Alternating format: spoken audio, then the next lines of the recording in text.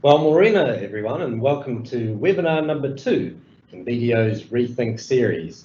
My name is Doug Haynes, and I'm a partner here at BDO.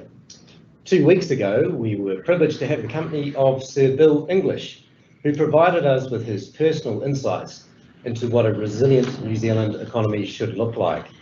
One of his memorable quotes was, "This is going to be a marathon and not a sprint."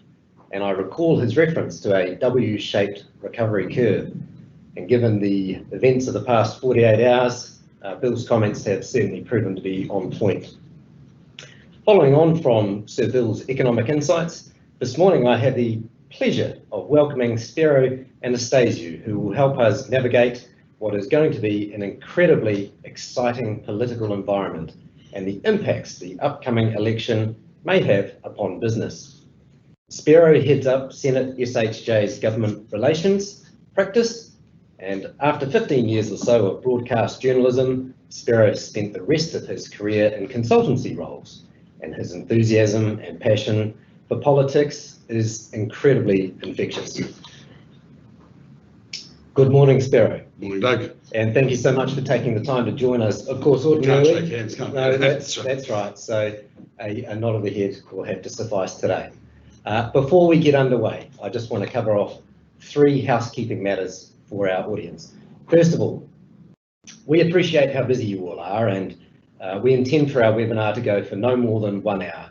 Spiro and I will talk for around 30 minutes or so, and then I will ask questions to Spiro that you, the audience, raise via the chat function. I've explained to Spiro that during this time I might appear slightly distracted as I check my laptop for these questions, and he's perfectly happy with that. We will be recording this webinar, so if you enjoy it so much that you wish to watch it again, or would like some of your colleagues to watch it, we will post it later today on www.bdo.nz, and we'll send you an email letting you know that it's ready. Finally, before handing over to you, Spiro, just a heads up that although this webinar is focused on the political environment, it is important to note that neither BDO nor Senate SHJ are endorsing or opposing any of the political parties, their leaders or their members. I now hand you over to Spiro, and I do suggest to our audience to buckle up, as Spiro most certainly is an enthusiastic and entertaining political commentator. Thank you, Doug. No pressure then. Thank you. In terms of being partisan, I won't work off the principle of that I can annoy both parties equally. I think I'm doing about right. The title we were given for this presentation was Peering into the Looking Glass, and of course that reminds me of Lewis Carroll and Alice in Wonderland, and of course the famous quote there, which was "Curiouser and curiouser," and I think that's very apt for where we are at the moment. What I plan to do in this presentation is start by looking where we currently are, and then look back at how we got here, because that's an important part of assessing and understanding possible outcomes. But first, if you ever needed a reminder of how fast things could change, community transmission of COVID-19 could be a game changer. If we're lucky and it's contained and managed quickly, it'll pass. But the effects of community transmission are likely to be more profound and last longer. There was almost a relief and a certain smugness in New Zealand that we were able to resume sports and return almost to a normal life, albeit with borders closed. But I think we all need to prepare for living with COVID-19 in our communities, which will have a far different impact on the way we do business and the way we live. For me, the biggest hit yesterday came from the Prime Minister, that when they announced the level 3 restrictions in Auckland, she also announced that rest homes around the country were closing. Now that to me suggests that there's more to come. This is the population which is most vulnerable. This is where the fatalities are happening overseas. So it suggests that there's more to come, and I believe that over the next few days we will see more of what we saw this morning with confirmed cases in Auckland associated with the latest outbreak. The thing to watch, of course, is if we have another outbreak of community or another instance of community transmission, which is not linked to that, or linked to the border. Now, if the restrictions widen, the government will feel the pain. So, in terms of where we're at the moment, Labour is well positioned, but there is a big but. The Prime Minister's ratings are enormous. She's higher now than John Key was at his peak in 2011, and in that election, National got 47%. Up until this week, and probably still now, the country generally feels we're heading in the right direction, and the public are largely behind the government. As you've seen, as anybody who criticises the response or criticises the government is translated to criticising the response, and that's a big challenge for the opposition coming up. But as Bill English said, Sir Bill said in the last webinar, we are doing well at the moment, but everyone expects things to get a lot worse, which is one of the reasons why Labour wants an earlier election.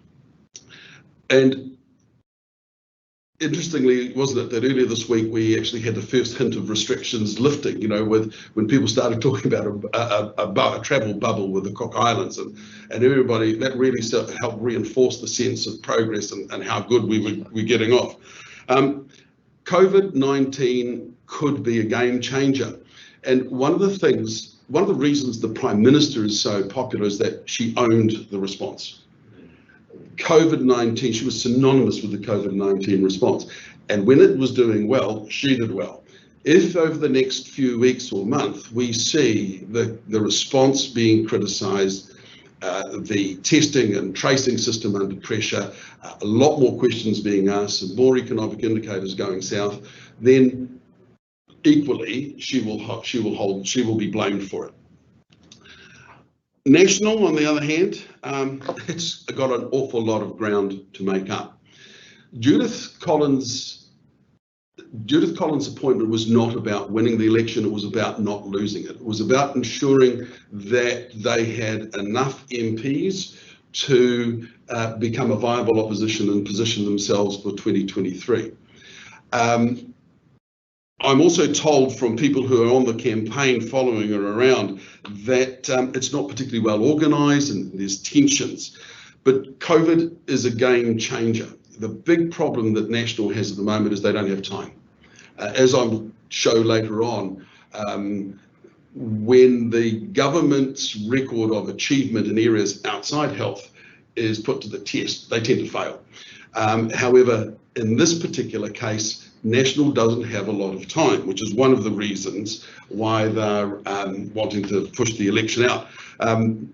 But the other thing I would say is that while there's a bit of disunity and disorganisation at the moment, a sniff of victory does wonders to unite people and get them all together. The figures I'm about to show you are a collection of polling results from Colmar-Brunton. Now, I've used three Colmar-Brunton polls because they provide a good comparison over time, and historically they've tended to be a little less volatile than some of the other polling around. Now, in February, it's hard to remember, it's not that long ago, in February, Labour was not in a good place. National was polling more than the Labour and the Greens combined. New Zealand First was out of the picture. And if I was giving this presentation then, I would say, prepare for the possibility of a change of government.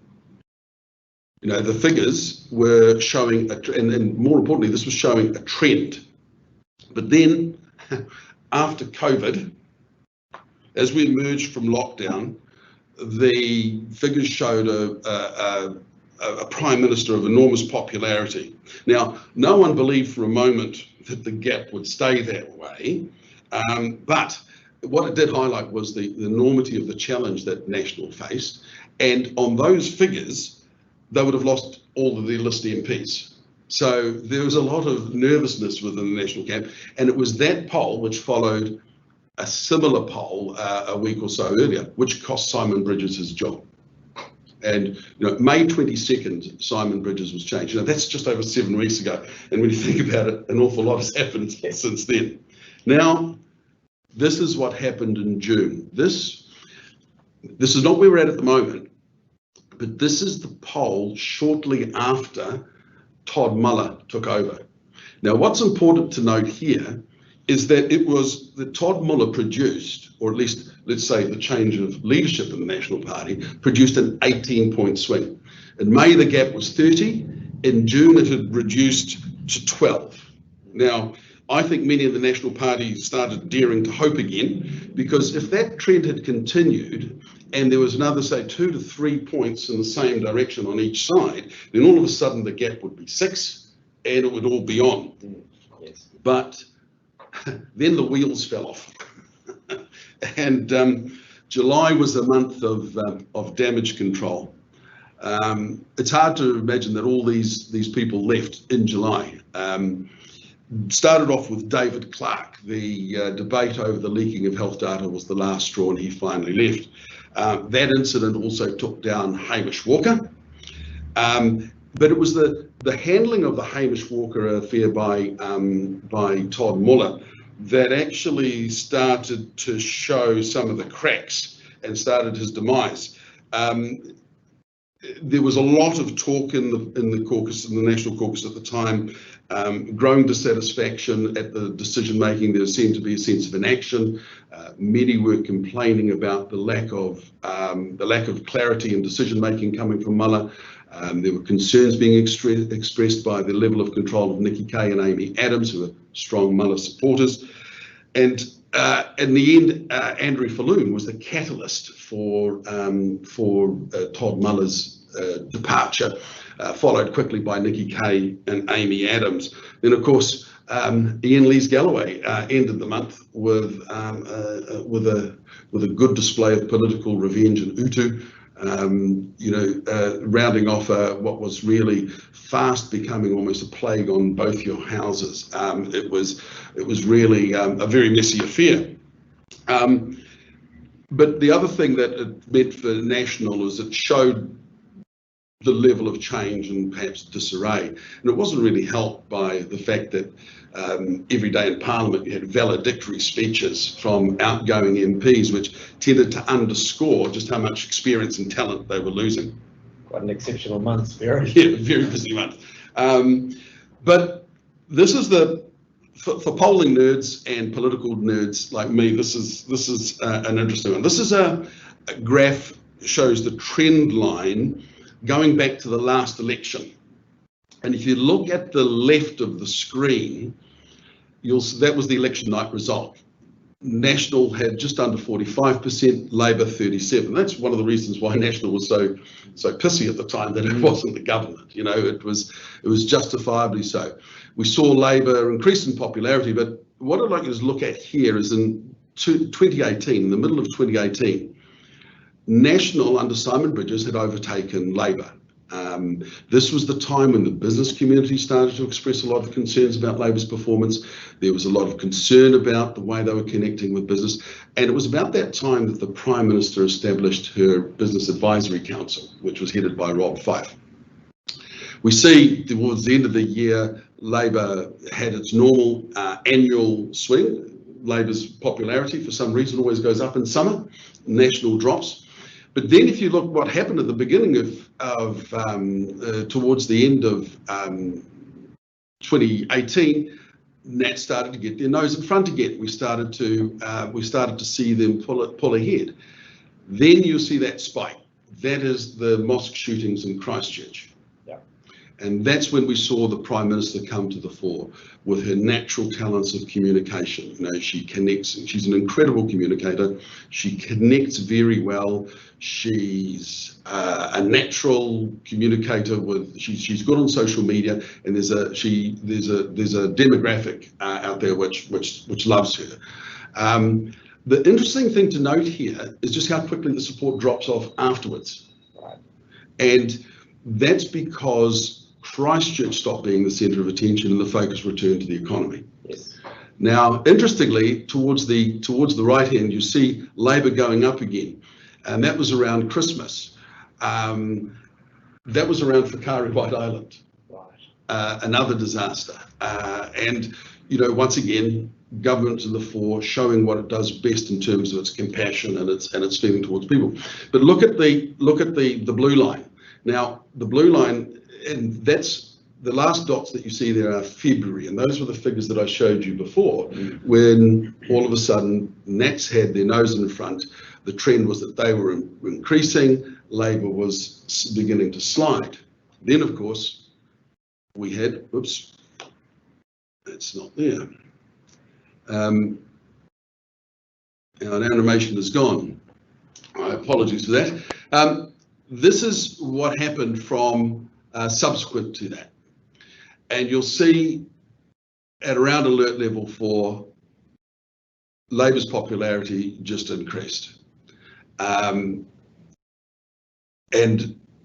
this trend line removes a lot of the volatility that we saw before, but I think gives a far better impression of where we're currently at and what we're likely to see towards the election. The dots are the individual polls, but the trend lines have traditionally been a very accurate predictor of outcome. Now, they are closing, and the events over the last few days are likely to suggest that we're going to see more closure, but still that gap is over 24 points, and it demonstrates the task ahead of the Nats. You know, it's a big ask. So really, what does that mean? An early election benefits Labour, and in the last 48 hours we've heard a lot of debate about that. It benefits Labour for a number of reasons. You know, previously, well, up till now, everybody was in a really good mood. We had Super Rugby on, we had everything was going well, people were skiing, and we weren't Australia. The last 48 hours is putting a shadow over that and changing that. We're also, as Sir Bill described a couple of weeks back, the worst is yet to come. The wage subsidies start running out, and I think, you know, there were some interesting figures by AT the other week that 70% of jobs in Auckland are supported or subsidised in some way, and they're expecting another 40 to 50,000 people to become unemployed. That was before the latest outbreak. But still, they're riding a wave which should carry them through. The threats to Labour, though, are their lack of delivery on policy. And, you know, if you think back, we had capital gains, we had 100,000 Kiwi-built homes, Auckland Light Rail, climate change, welfare reform, 1 billion trees, child poverty. These were all promises of transformation that an incoming Labour government was promising. Although, to be fair, they made those promises when they were still in opposition, and probably had no realistic hope of expectation of winning the election. But it does show that, and it's the performance on things like that which showed why, or explained why, National was leading Labour for extended periods during the last 3 years. Of course, what Labour also doesn't tend to have in spades is support of the business community, and that's becoming more and more evident. And then there is the second wave of COVID-19, which could be the game changer. National, on the other hand, we've got something in. Judith Collins will be able to take on Jacinda Ardern in a way that Todd Muller and Simon Bridges couldn't. I believe that if National had actually wanted to win the election or wanted to take Jacinda Ardern on properly, they would have appointed Judith Collins as leader in 2018. However, the fact that she wasn't there, I think, says a lot more about the divisions within the National Party that we've seen play out over various ways since then. The problem she's got is that the gap is just too big. She is a polarising figure, but then you could equally say that in certain communities, Jacinda Ardern is equally as polarising. But the brand Judith Collins does offer an alternative choice, and it will provide a contrast, and it will offer voters a choice. What we will see, and this is why, once again, the events of the last 48 hours are so important, as the quality of the COVID-19 response comes under more scrutiny, and as more and more questions are raised about the economy, we will see support for Judith Collins and the National Party increase. When you look at what's happening with the minor parties, these are the polls over the last year. Dots are individual polls. The top line, if you can't see it, is the green one, is the Greens Party. The line that comes up through the 5% barrier is ACT, and the bottom line is Winston Peters and New Zealand First. That's where we currently stand at the moment, but I don't think this is where we will end up for reasons that I'll talk about. Greens, I mean, you'd be hard pressed to really think of anything that you would have heard of the Greens. You know, they've been almost invisible. Their visibility has been a casualty of the COVID response. You haven't seen a lot of them. However, they will benefit from a strong Labour government. Many Green voters prefer what I call a watermelon government. They like something which is red in the middle but has a green halo. And there's a big chunk of Green supporters rather, who will vote tactically. And if Labour gets squeezed, they will vote Labour to prevent a national victory. The COVID-19 will exacerbate a lot of the issues that they have now. People aren't quite as frightened, you know, Greens aren't quite as scary as they were some time ago, and that's down largely to the work of someone like Jane Shaw, who's gone around, and many of the clients that we have, particularly some of the energy and resource sectors, are actually quite surprised at what a pragmatist he is and how approachable he is, in some ways more than Labour. But, you know, there's only so much tax love that an electorate will take, and, you know, there's some scary aspects of green policy, which even the Labour Party is distancing itself from. The biggest problem is that the Greens always lose support going into an election. On average, they lose about 8%, or 0.8 of 1% during an election campaign or the year before leading up to the election. In the last two elections, they've lost 2%. Now, if you put their polling anywhere under 7%, and this trend continues, then they're in trouble. Do you know why that would be the case, Barry? I think there's a number of reasons. People like the idea of saving the planet. I mean, everyone agrees to it. But when you get into the ballot box and you sit there and you see, you know, the pen hovering over the green box, the party vote, and you think of taxes love and some of the other policies which are at the extreme end of the social agenda, a lot of people bottle out, I think, and will tend to revert to green. There's also another part of the phenomenon too that we'll discuss later on about the youth vote, and that is a lot of support for social issues sometimes doesn't translate to action in the ballot box. You know, converting people's feelings to results is a hard ask. New Zealand First, it's interesting. If you look at the figures, New Zealand First lost 1/3 of its support the day that it signed the coalition agreement with Labour. There's a group of New Zealand First supporters that only voted for Winston Peters because they saw him as a centre-right alternative to National and a way of putting a bit of ginger into National. They went and they haven't come back. Since then, he's lost about another 1/3, partly because of, I think, his association to Labour and being a minor coalition partner, etc. The PGF hasn't helped. You know, Shane Jones has been going around with the pork barrel. It hasn't translated into support for them. And of course, the SFO has promised to, or had said, that it was going to be releasing or laying charges against New Zealand First before the election. Depending on what that says, that may hurt them. Now, there's always that bit of a legend of New Zealand First always does well in an election and comes up. And that is largely true, but there have also been instances where it's fallen going into an election. One time in 2008, they actually lost and went out of Parliament altogether. So there's a little bit of mythology. It was a bit like ferry strikes during school holidays. A lot of it actually happened more in the imagination than in reality. But he does perform well. He's a master of timing. His campaign so far is the handbrake policy. You know, listen, Sunshine, if you want a Labor Green government, you go for it. But if you want them moderated, I'm the only choice you have.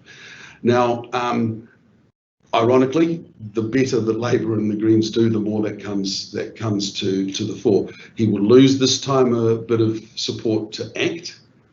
But the other thing that I think we need to remember is that I do not believe that the polls here are actually accurate. Inside my understanding of the polling that's being done by National and Labor, their internal polling has them a lot over 3.5%. A UMR poll leaked last night showed them as high as 5%. People understate that. I don't believe that the polls, as good as they are, actually truly reflect a lot of the people that are the support base for Winston Peters. And, you know, if he's at 4%, he only needs 25,000 more votes to get over 5%. You know, so it's borderline. I do enjoy that quote. Obviously, the only insurance you've got, you're looking at. That's right, and that was it was interesting. We saw him at a business breakfast in Wellington, and he came out and he was his usual combative self. You know, this ain't my first rodeo, Sunshine. You know, there's another one of his quotes. You know, he is very, very canny, and you know, he too has been suffering from a lack of exposure in this current political climate, but he's been biding his time. You know, he has been around for a while, and inevitably in campaigns, opportunities present themselves. I think COVID-19 or this resurgence could be his opportunity. So your head tells you that he's in trouble. Your heart says, well, maybe not. And I think the figures over the next couple of weeks should be very, very, very telling. Yes. This, of course, is a different story. David Seymour will win Epsom. You know, I think that he's becoming the heir apparent to Winston Peters and will fill that gap in the political scene to attract the centre-right voters. You know, the other question is how long will Winston Peters last? Well, there's also another one that no one is prepared to speculate on. Which is interesting because there's been a bit of niggle between the two over time. But he's taken them on deliberately, and that's been part of his profile building. You know, and it's interesting that over the last 48 hours, David Seymour has been the one who's been consistently out with statements first. He made a big name for himself in the right to choose the euthanasia bill. He opposed the gun laws, but in a way which didn't make him look like a crazed, you know, mass murderer. You know, he's been measured, and he's very, very media savvy, and he is going to fill that gap. I don't believe that it will be anywhere near the 7 or 9% that some people are talking about, unless, of course, National tanks completely. If National falls to the low 20s, which I think is very unlikely, then he would expect him to do an awful lot better. But the reality is he's unlikely to get a chance to influence the election unless National pulls a rabbit out of the hat. Right. So other factors that we have there is to consider this election is the youth tsunami. You know, the picture on the right is a picture from one of the Black Lives Matter march. You know, a good example of how a lot of people get captured by social movements and are moved to expression of anger or demonstration of their points of view. Traditionally, the youth vote in New Zealand is relatively low. Of the 450,000 people in the 18 to 24-year-old demographic in New Zealand, only about 2/3 of them will enrol. Goodness me. And of those 2/3 that are enrolled, traditionally only 2/3 have voted. So in terms of the overall population that votes, it's relatively low, as opposed to the Wrinklies, you know, where enrolment and participation is upwards of 85%. You know, it's really, really high. Will this change this year? It did go up slightly last year, but, you know, and that could have been attributed to the popularity of Jacinda Ardern. but I still don't see it, and it hasn't happened in other jurisdictions. The youth vote, people who are quick to like or dislike or cancel on social media, it doesn't necessarily mean that they'll turn out to vote. But why is there that gap between the passion and the voting? Well, a lot of people feel disenfranchised from the political system. A lot of young people, and if you've got kids around that age, many of them feel that their voice doesn't matter, that they don't have a say. We also don't teach civics in schools anymore, but that's another subject which won't go down. But there is a disconnection between that. And it's not until you're actually maybe have a home and looking at using that as the basis for your retirement that you actually start thinking about the policies that could affect that. Right. So there are lots of issues around that, but generally they won't necessarily turn out to vote in high numbers.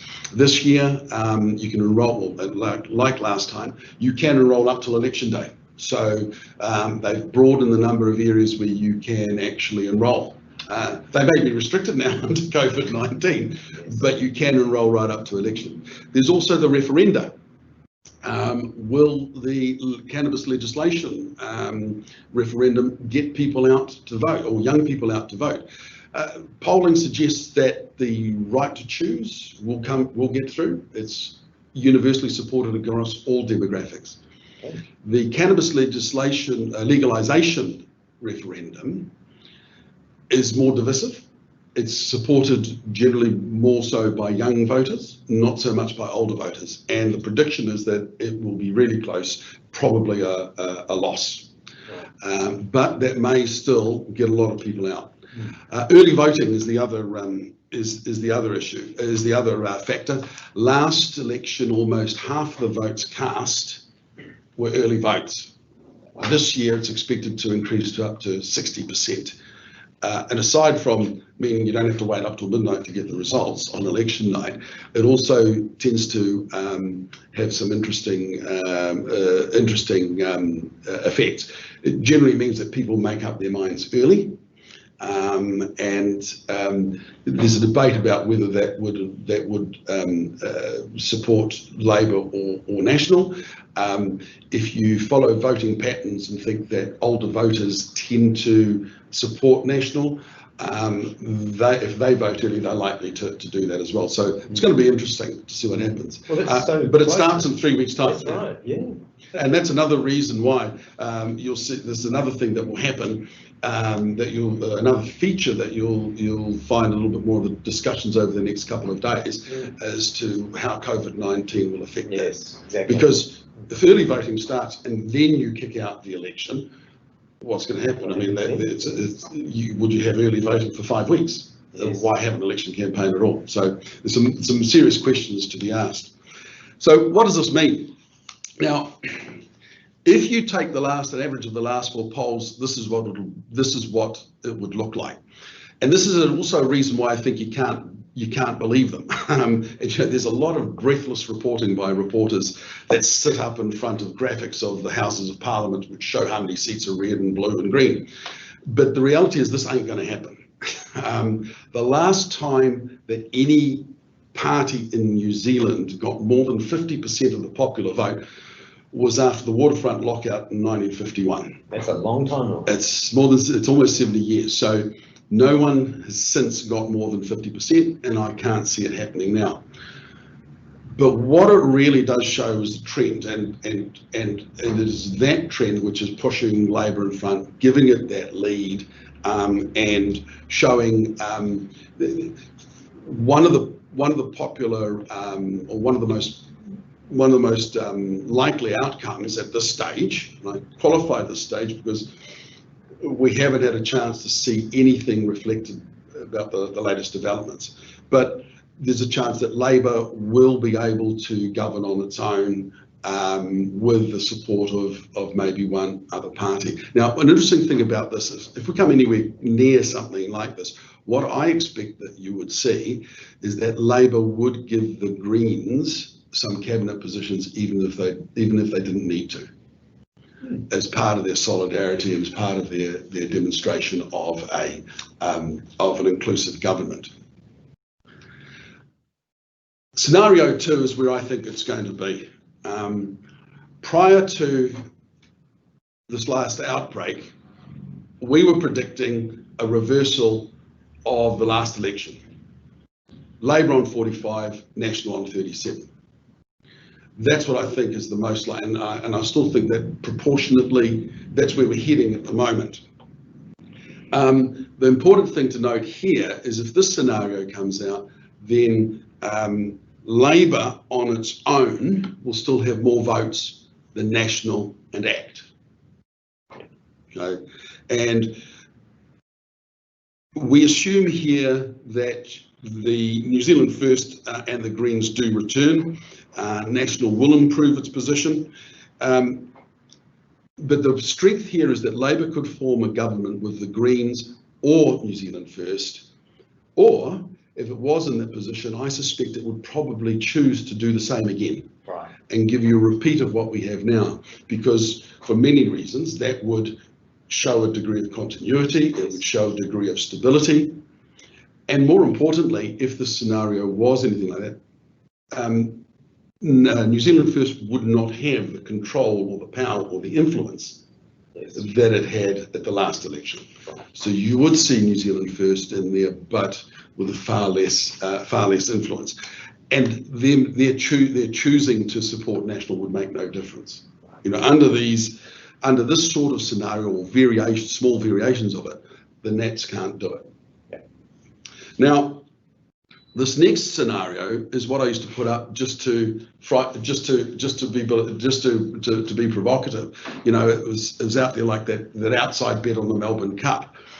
You know, a big national resurgence. But if you accept the thesis that we would see a reverse of the last election, then this scenario is not too far removed from it. All it says is that National would do 3 or 4% better, yes, and Labor would do 1% worse. Yes. Now, if you do that, then all of a sudden the gap closes significantly. Then all of a sudden ACT becomes far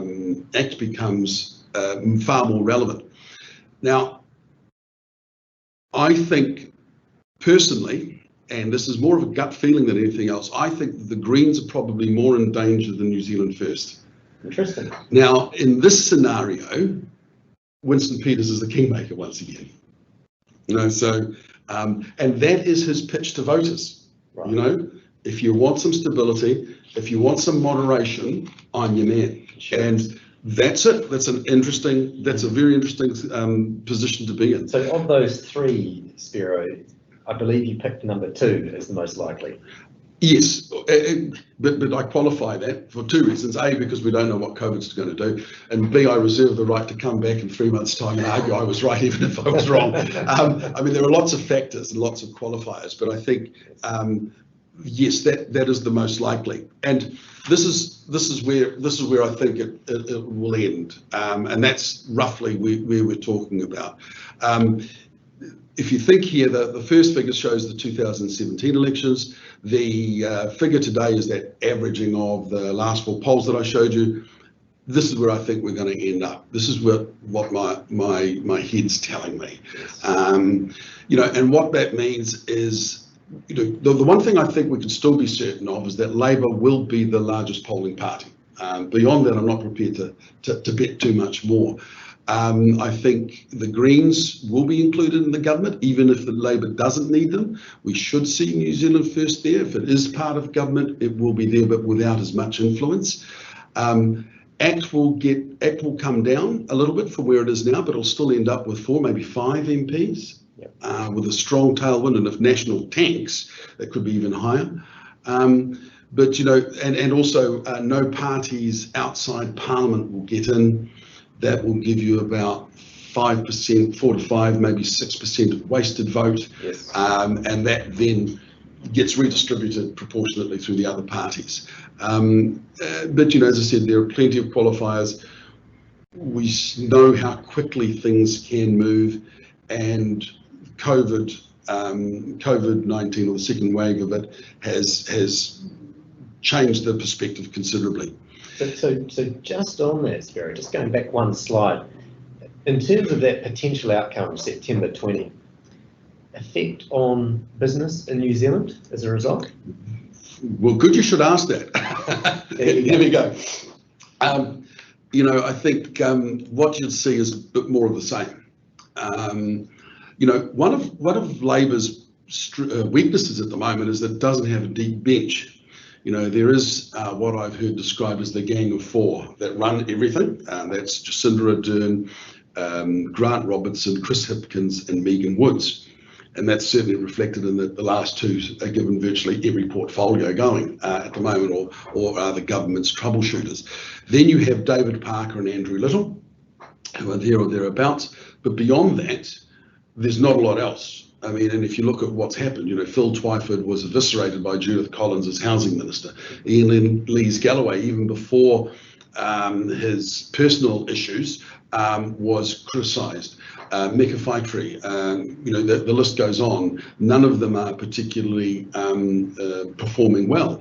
Kelvin Davis in tourism is labelled as being as absent as the overseas tourists at the moment. They're not actually scoring a lot of runs. Also, I don't think that you'll see a lot of transformation. The government had an opportunity to be transformational. It wasn't. I think also what it shows is the conservatism of Jacinda Ardern and Grant Robertson. They are centrist. The interesting thing here is they're not going to have this time. They won't have New Zealand First to blame. Right. At the moment, New Zealand First has been their handbrake. We would have done capital gains if it hadn't been for New Zealand First. We would have had more climate change if it hadn't been for New Zealand First. So I think what you're going to see, though, is what Labor tends to do, which is centralise a lot. There'll be a lot more government and involvement in the economy, a lot more regulation, a lot more centralisation. We've seen that, for example, in what happened with polytechnics and training institutes. The centralisation. I think there'll be a lot more of that. A lot will depend on who you get in as your minister, depending on what sector you're in. And if you look at the influence of David Parker, that's been enormous. And for business, what it means is you've got to be in there early. If the briefings for incoming ministers, you basically got to get in and do your stuff. Finally, the parting thought is the date of the election. When will it be? My personal view is that if restrictions broaden far beyond Auckland, then they won't have a choice, and the election will be delayed. Right. And that changes the dynamics considerably. So that's it. Well done. Thank you very much, Spiro. That's very comprehensive. And look, I've got a few questions that have come through. Before I do, I just want to ask you one or two myself. Obviously, one of your earlier scenarios has New Zealand First potentially holding the balance of power. How does that sit, given in the weekend we saw some polling with Northland and Shane Jones running a distant third? Two things. I think that the polls underestimate the support of Winston Peters, and even though Shane Jones personally wasn't polling well, that poll also showed party support for New Zealand First at 7%. Okay, and it's the party vote. Everything is about the party vote in MMP. It's how many people tick that. Yeah. And in New Zealand, you need 125,000 votes approximately to get 5%. Yeah. Yeah. Okay. Well, just following on from that, I have a question here from Malcolm. And good morning, Malcolm. Malcolm has asked, what are the prospects of delaying the election if COVID lockdowns continue? How much pushback if it is not delayed and campaigns are constrained by lockdowns? Well, good question. I think as we said towards the end on this slide, yes. Today we've seen another confirmation of a case related to the last outbreak, and that's what you expect to find. Yeah. But if we get another case, for example, if there's a couple of cases of community transmission in Christchurch or Dunedin that are not related to Auckland and are not related to the border, then it's all on. And then I think you'll see restrictions imposed a lot wider. And under those circumstances, I don't think the government, I don't think will have a choice. Yes. It's interesting now to see the debate that's coming now. When Judith Collins first raised it yesterday, of course, she was accused of electioneering and politicising the response. But I think it's a justifiable concern of all opposition parties, and I think for the quality of government and due process, that there needs to be some form of check and process to monitor the executive during a time of crisis. So if it worsens, then I don't think they'll have a choice. Yeah. And they can delay the current election up till the 28th of November. Okay, so there are a lot of questions coming through in terms of if there is a delay or deferral, does that favour any one party or go against any one party? I think that it will.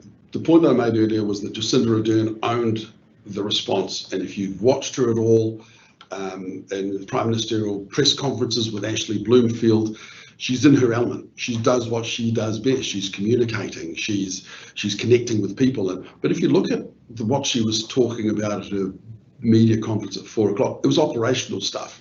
And I have some sympathy for the term that, that should be being led by health officials. But if you come back again, and rather cruelly, if you look at the performance of the government, this is all they've got. They don't have a track record of achievement to stand on, so they've put it all on the response. So the answer to that question is, if people have confidence in the response, it will help the government. If the response and the impact on the economy start being more of a concern, it will favour National. Right.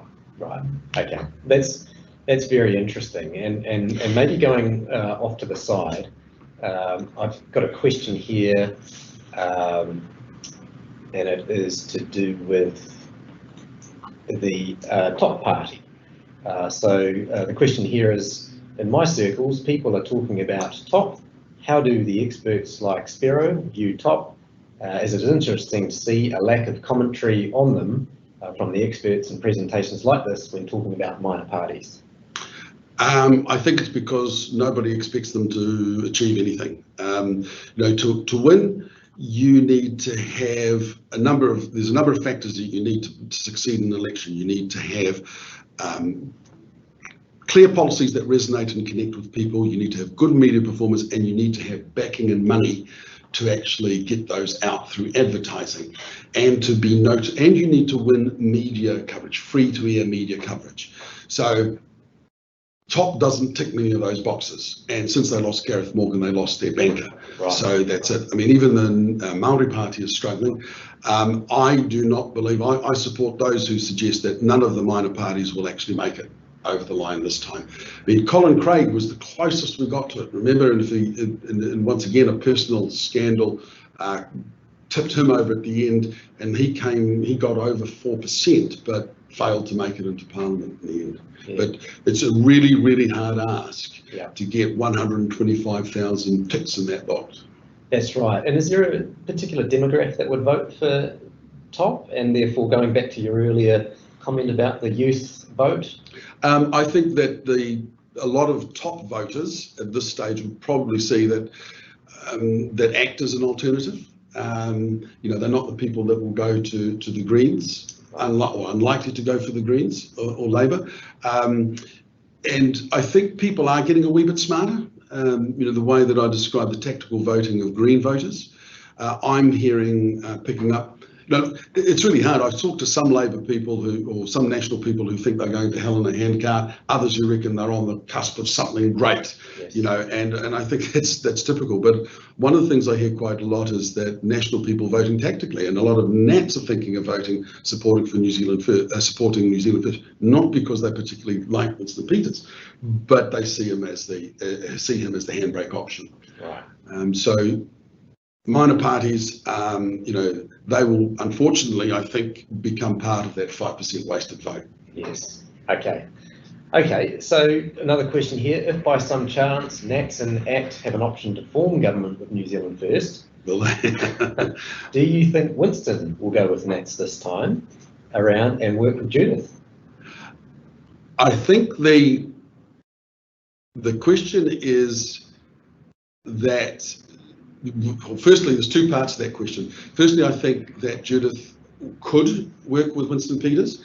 There is one school of thought that suggests that if Jerry Brownlee had been in charge of the negotiations in 2017, that it might have been a different outcome. And instead, it was Stephen Joyce, who Winston Peters does not get on with.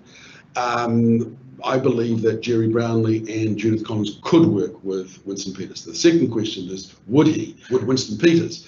And there is certain something. I suppose if he gets into that position, he's able to command a lot more in terms of payback.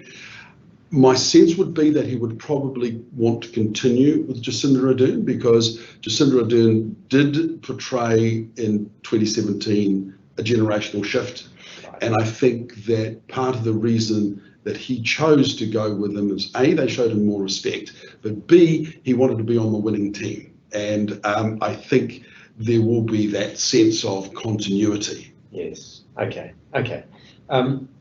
You've been in this business a while, Spiro. You would have seen lots of different changes, and certainly in July there was, as you showed on the slides, there was a heck of a lot going on all in 1 month. But just talking about technology and the effect on voting, voters' behaviour for the election, so thinking things like social media. During your time in this industry, what are the things that you've seen, and where are we at now in terms of social media and the impact? The impact of social media, I mean, that's another broad question too, we could spend an hour on. I think what you're talking about is more of what the impact of social media and digital media has had on the election campaigning, and it's changed dramatically. I lament in some ways the paucity or the lack of discussion that you see now in terms of mainstream media. And, it's all about sound bites and tweets and short grabs. And we don't tend to have the contest of ideas that we used to have. And when I first started covering politics last election, there were big personalities with big brains and big policy platforms going head to head. We don't see as much of that now, although, to be fair, I think the digital environment, which has seen the demise and will spell the ultimate death of things like the New Zealand Herald and the Dominion Post, has also seen the rise of a lot of other alternate media. We've got lots of good, credible news services which are doing in-depth coverage. And so we are seeing a lot more analysis. But in general sense, if you think of social movements, they tend to excite people. We tend to get we tend to get people more worried about how things appear than how they actually are. Add that to a short election cycle or term of 3 years, and you get very short-term thinking.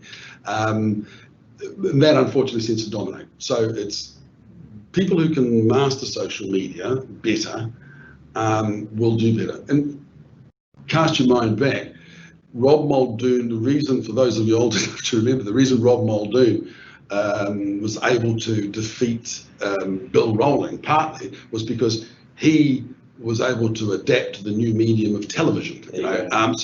Technology's always played a part. Indeed. A couple of the questions that have come through along the same lines. How do you compare the economic recovery under Labour versus National? Another similar question. Current Prime Minister connects well with Kiwis, but is the Labour government the right party to lead New Zealand's economic recovery? Well, your audience is probably better placed than that. There's a sense that National is a better steward of the economy, and as more concern rises about the economy, I think there will be the support for National will rise as well. I think one of the reasons you see Labour's support go up over the Christmas holidays is it's a feel-good factor. If you were to generalise, and this isn't my view, but if you were to generalise, the voter opinion is that Labour is the government you have when you want to look after the more social issues. The Nats are who you have if times are tough.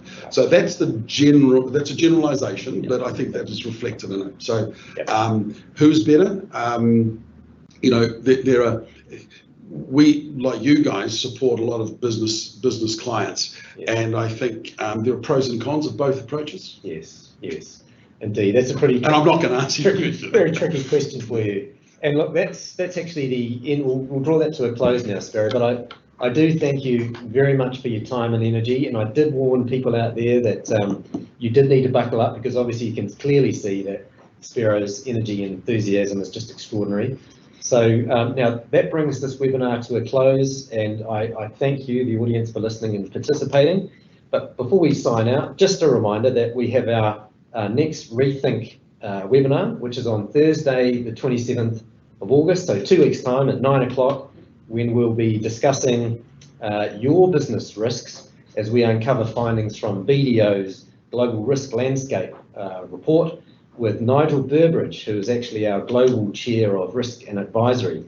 We'll also have the insights from Jared Kerr, who's the Chief Economist at Kiwibank, who will talk to the key risks and paint a picture of what he's forecasting for New Zealand business. So wishing you all a pleasant, safe and successful day. Kia kaha.